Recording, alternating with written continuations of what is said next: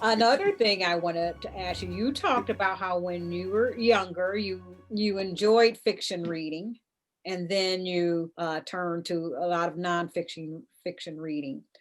What about, as you got older, fiction reading? So I'm thinking of, novels, or I'm thinking of magazines. Well, that's not necessarily fiction, but magazines like Ebony, Jet, or were you able to enjoy those kinds of things, like an Ebony magazine? You know what I'm talking about, of course. Yes, yes.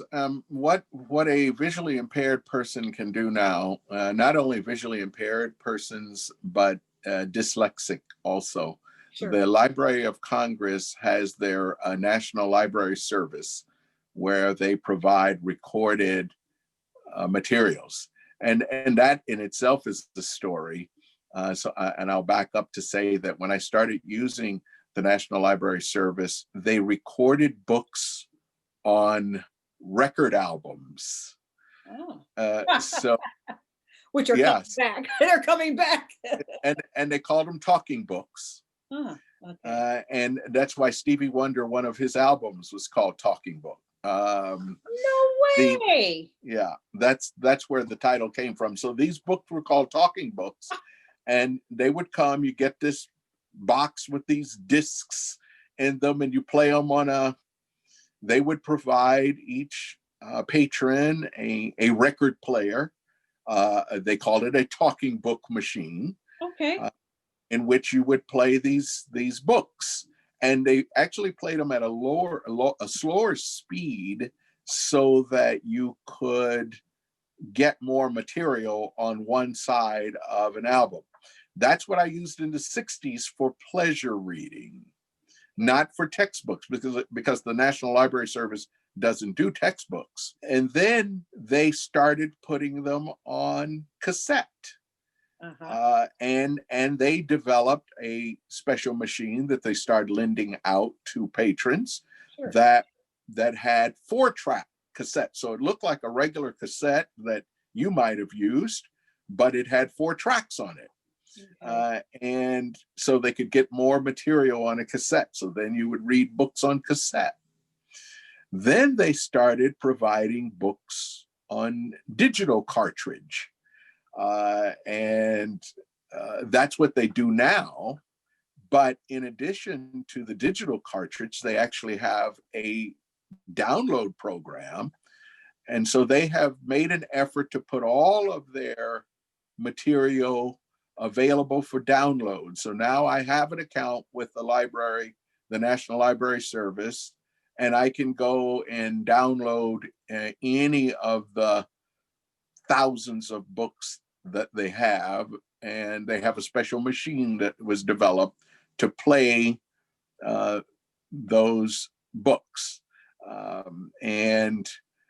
So now I read fiction and nonfiction alike, and the advantage of the newer program, going back to the talking books way back in the 60s, when I read a book, if a book came out, you could go buy it.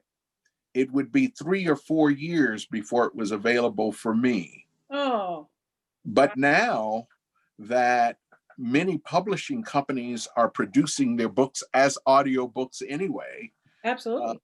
they have the law allows the Library of Congress to take that same audiobook that the publisher produced and adapt it for the use by the National Library Service. So now an audio book that may come out in April, it might be available for me in July.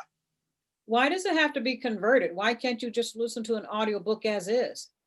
I could listen to an audiobook but the advantage to having a conversion is they insert information that helps you. Like every time you turn it on, it tells you where you left off, page Oh, such and such, such and okay. such. Or you can advance it and have beep tones in it to separate chapters. So if you wanted to advance 3 chapters, there's a beep tone, you count over Oh, 3, oh, that's that kind of, beautiful. yeah. Yeah. Oh, that's wonderful. I just think that's a good way to continue to maintain your literacy, all this technology, and you've seen a lot since you were a kid. You've seen a progression. Yeah, 68 years, it's an interesting time because there's a lot have changed. What a span. Absolutely.